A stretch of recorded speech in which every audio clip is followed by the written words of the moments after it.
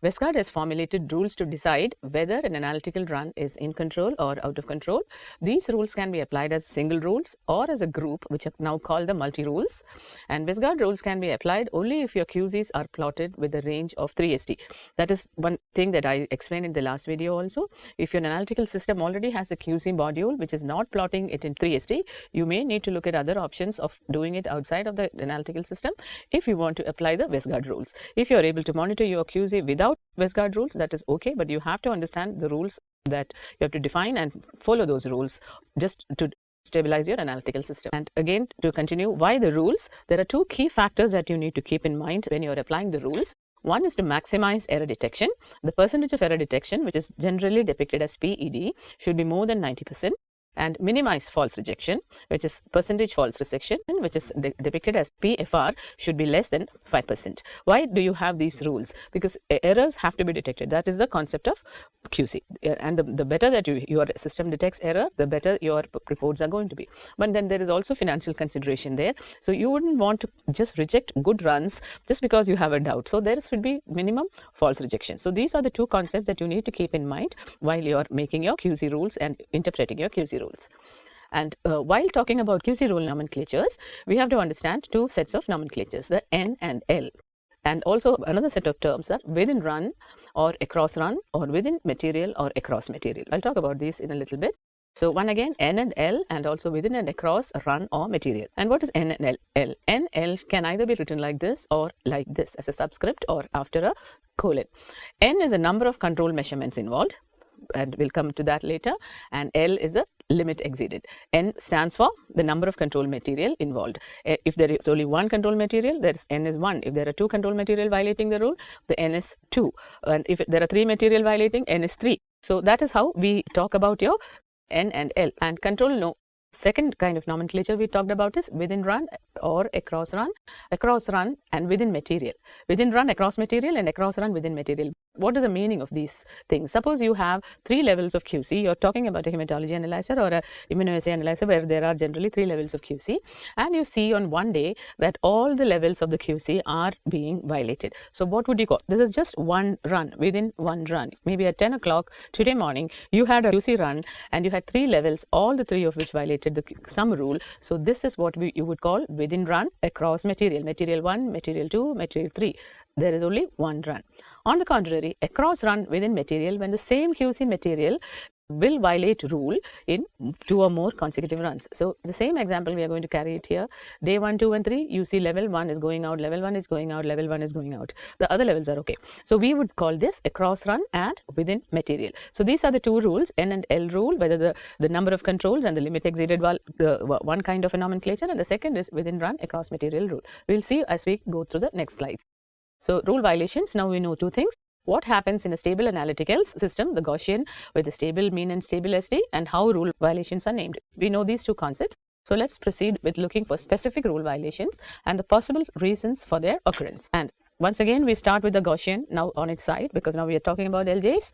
And now we need to understand once again, what are these rules N, L? Now we are talking only about the L part of it, the limits exceeded. So how are these names again applicable? If a QC data point lies between your mean and 1SD, there is no particular nomenclature there for mean and 1SD. But if it is going beyond 2SD, you call this the 2S region, because it is going beyond 2SD. Therefore, you call that a 2S. Whatever data point goes beyond the 2SD region, you call that violation a 2S violation. And if it is going beyond the 3SD, you call it a 3S violation. It can be a minus 3S violation, minus 2S violation, or plus 2S violation, plus 3S violation. Depends upon whether it is a positive direction or negative direction. So you call these specific names, and you will understand more about this as we come to the next slide. So just the regions of it. Whenever a QC run is falling, data point is falling beyond the 2SD, you call it a 2S violation, and beyond the 3SD region, you call it the 3S violation. And now let's look at this. This rule violation is called 1-2S. This is the mean, 1SD, 2SD. There is a data point which is going outside of the 2SD region in the positive direction. So this is a plus 2S violation. And what is the significance of a plus 2 violation? Now you recap the N and L. Here the N is a number violated. It's only one QC which is getting violated. So this is 1, and L is a limit exceeded is 2. So that is why this is called a 1-2S error. 1 2s, or we already said it can be 1:2s or 1 subscript 2s. 1 2s or 1 2s denotes a random error or the beginning of a systematic error, because there is an error. We know for sure there is something going on, but then you also know that if you look at the Gaussian here, we know that 5% of the runs, that's 2.5% of the runs can normally come here. 2.5 here can normally happen. So this could be a normal run, but it can also be a abnormal run. It could be a faulty run. So at this point, you just know that yes, it has violated a rule, and since there is a chance that it can also be a normal run, we don't take it as a rejected run. We still say the system, we have to watch the system, but at this point I am not rejecting my run. And what exactly do you mean by rejecting of a run? You wait till your QC is seen and passed before you run your samples. So if you see that the QC is in this region, 1 2s region, would you want to run your samples, or would you want to say, no, I'm going to stay corrective actions before I go and do my sample analysis? No, if you have only a 1 2s, then you would continue with your analysis, but you will make note of the fact that there has been a 1 2s violation. But you don't make decisions solely depending on this violation.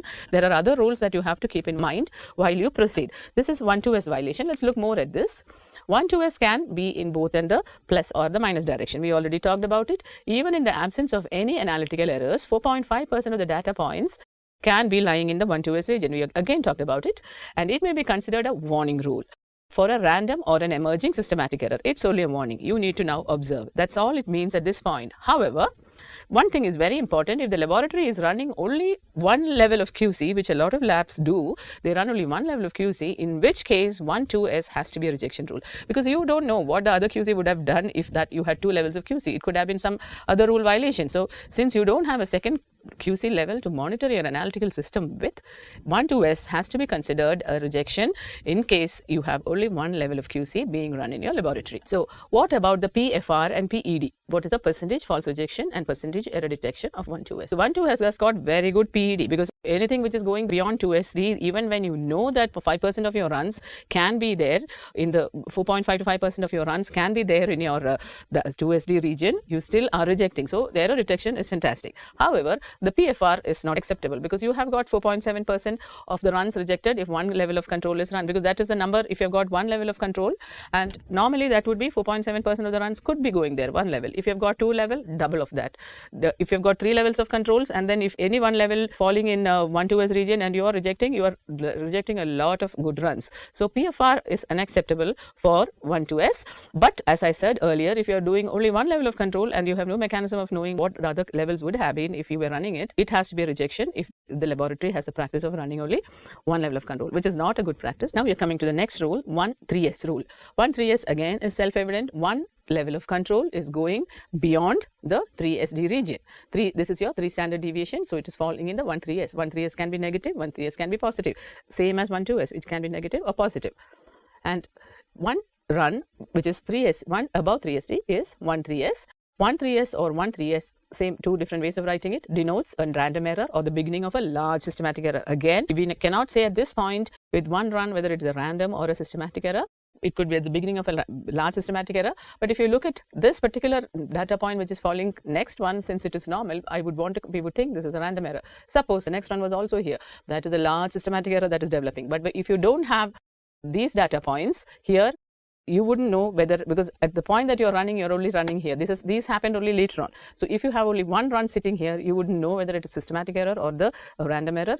However it is, it's a rejection. 1 3s has to be rejected, because normally no data point should be going beyond the 3SD region. So 1 3s is a rejection. So it can be both. It can be random or a large systematic error. You have to watch. And if you just ignore these data points here and then assume these data points were all here, that's a systematic error. Since the next points are all coming in the normal limit, this is now can say this is a random error. And 1 3s in the negative direction, that is, these are demarcating the standard deviation 1, second standard deviation, third standard deviation, and it's going beyond the third standard deviation.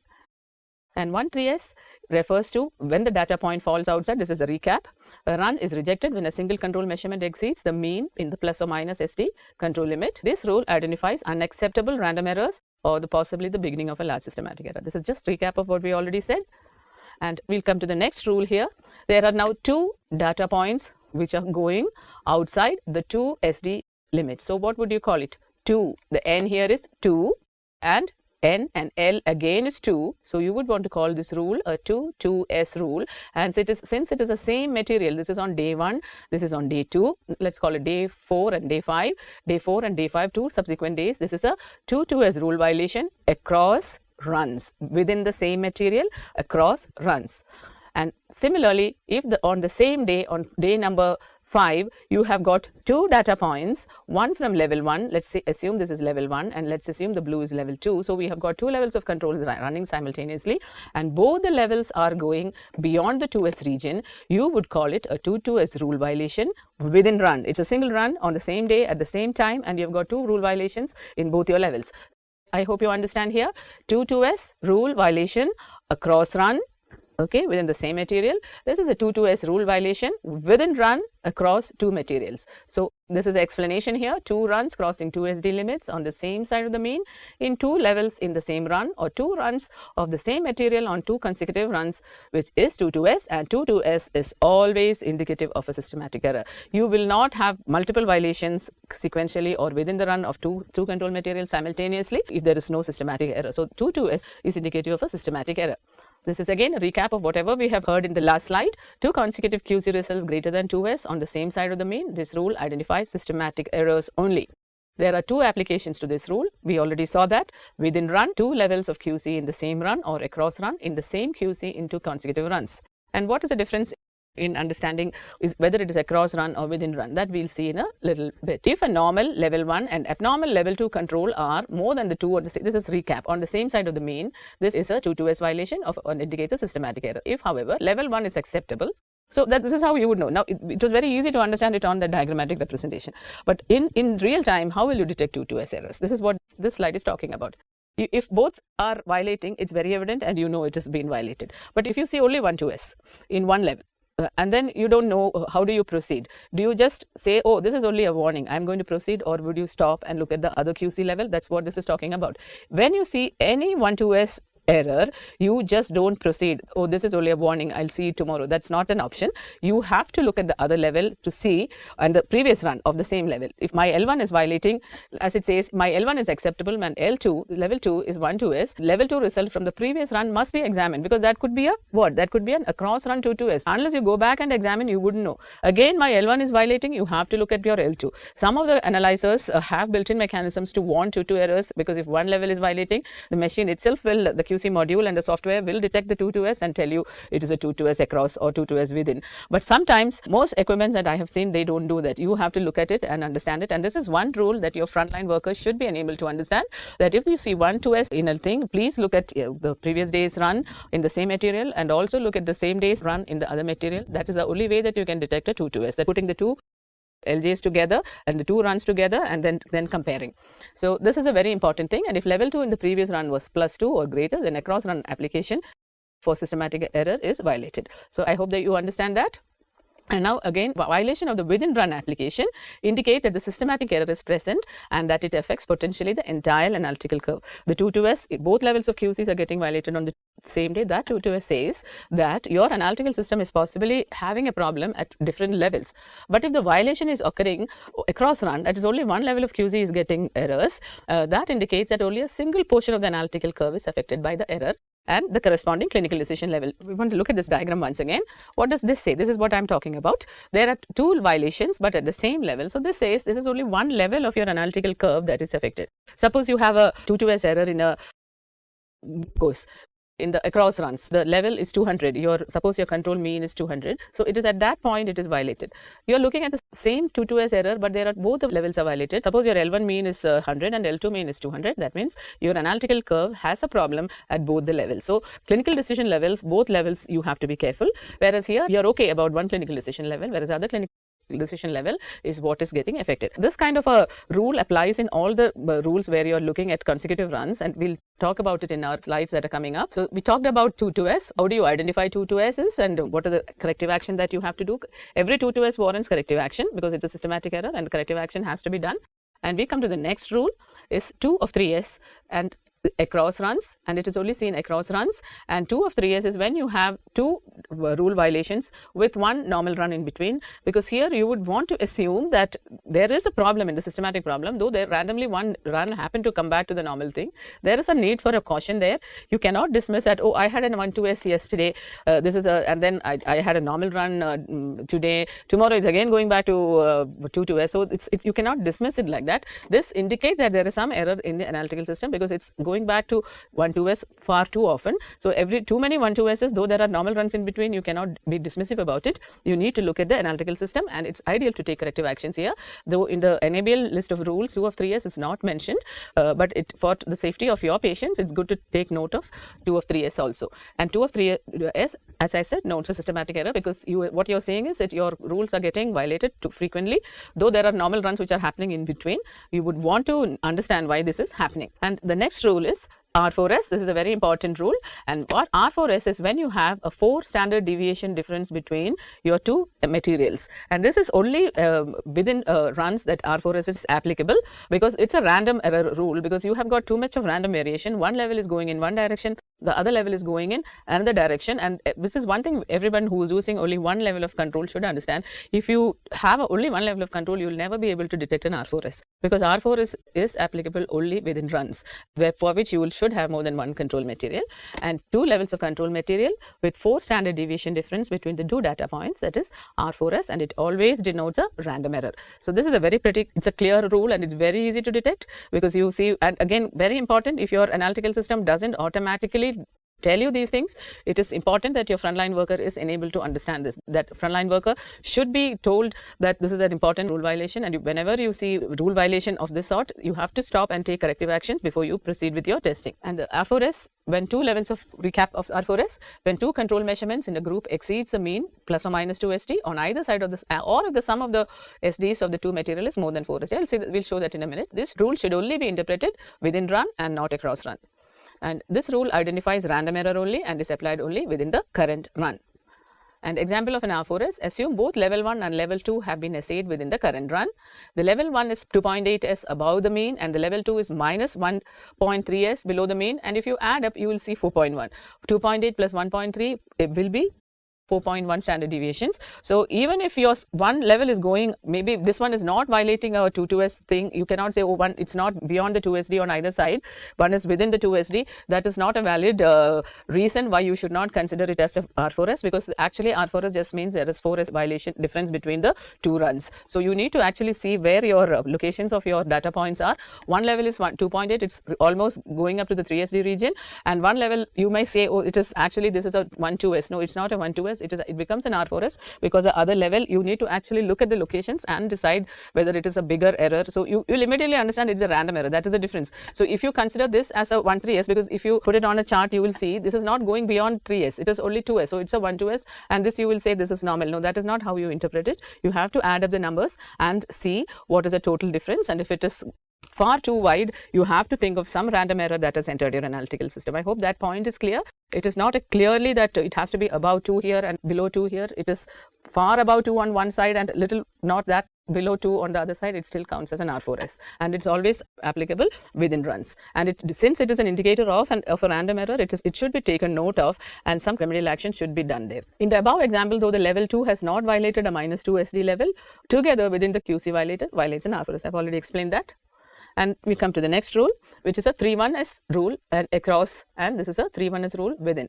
And at this point, I would like to tell you that NABL does not take this as a rule violation, but it's good to understand, because all these rules that I'm going to talk about from now on may not be directly applicable if you're looking for accreditation, but that is not the only reason why you would want to know how to run your QCs. You would want to really understand your analytical systems problems. So these rules also should be understood. So 3-1s can again be across, or 3-1s can be within the same material.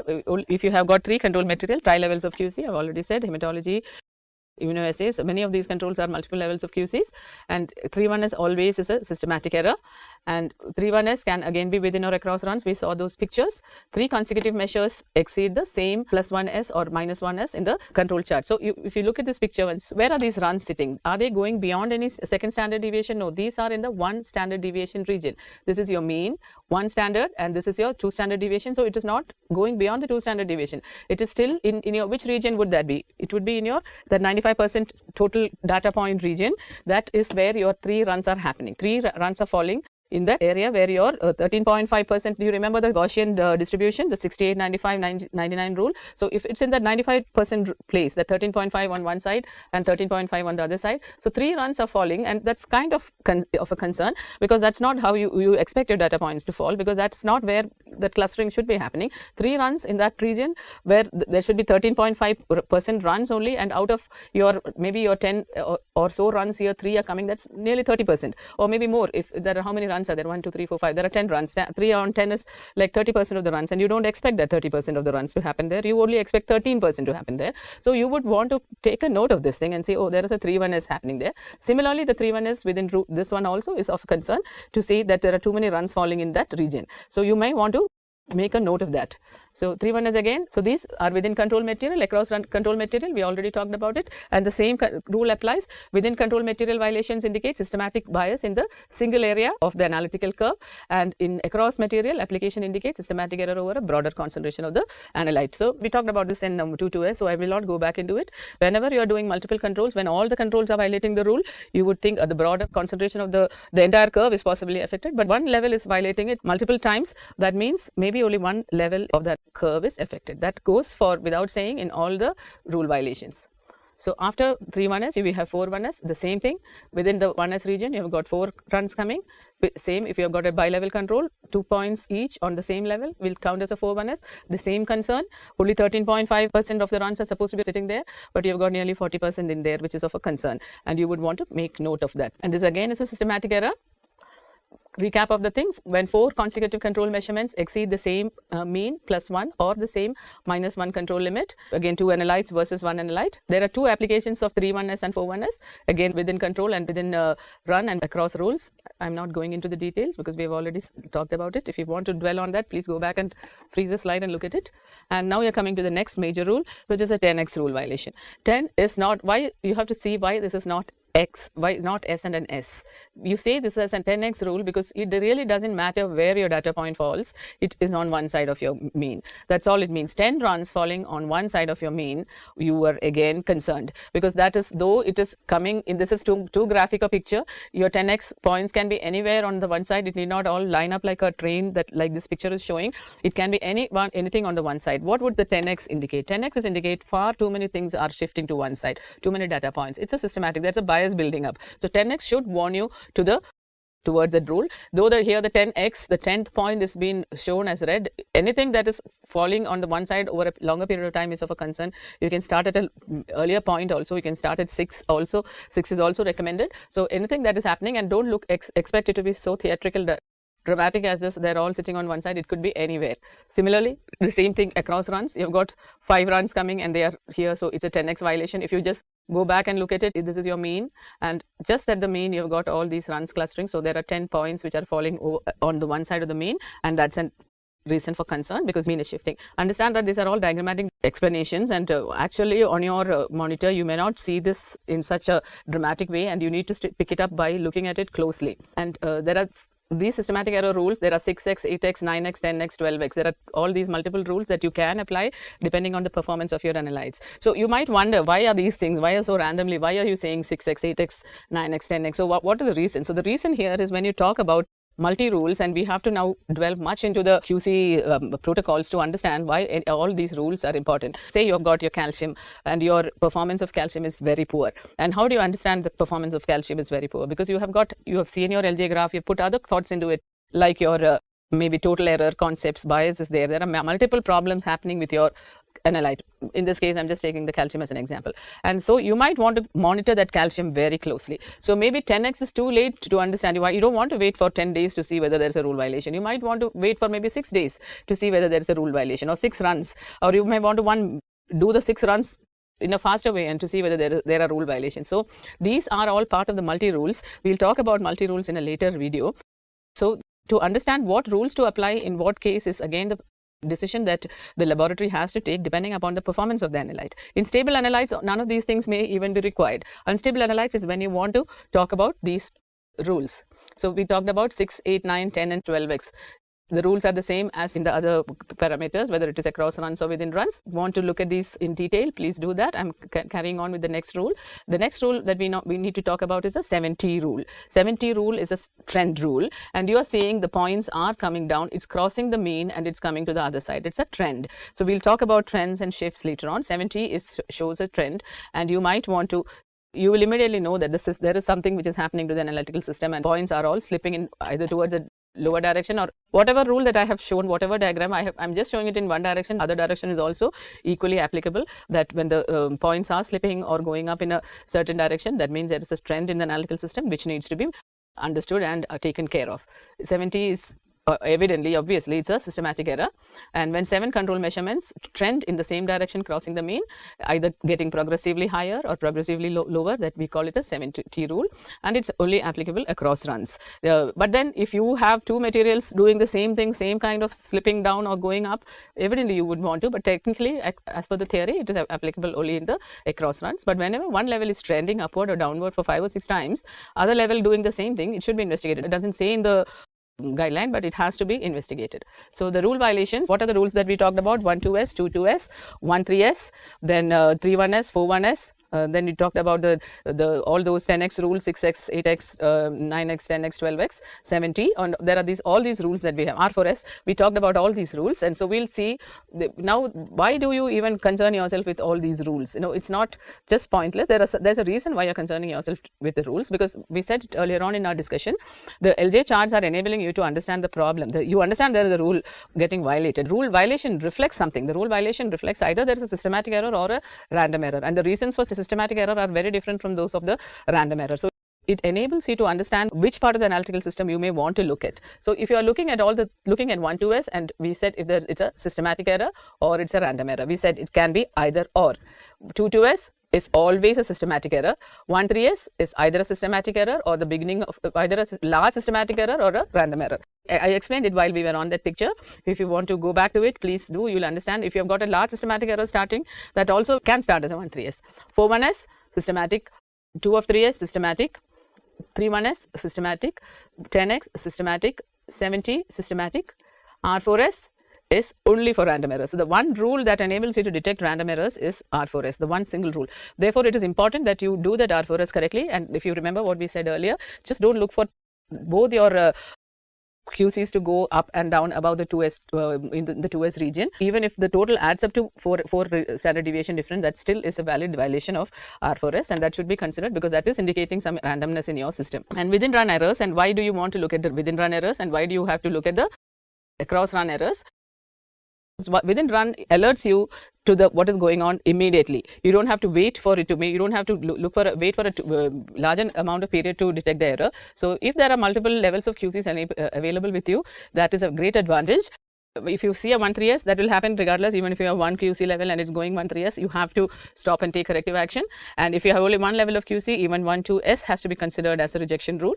And if there is a 2-2s violation, again you have to stop and take corrective action. Your technicians have to be your worker, whoever is handling the machine, aware of these rules at least. 1-3s and 2-2s, 1-2s, these are the rules they should be made to be aware of. R4s, and if it is a R4s, 2-2s, 1-3s, 1-2s. These are the 4 rules your frontline worker, the person who is running the QC and running the sample, even unsupervised by the supervisory staff, that person should be aware of these rules. 4 rules: 1-2s, 1-3s, 2-2s, R4s. Minimum the frontline worker should be enabled to understand, interpret, and take corrective actions for these 4 rules. Because N must be at least 2 to satisfy clear QC requirements, all these rules can be applied within a run.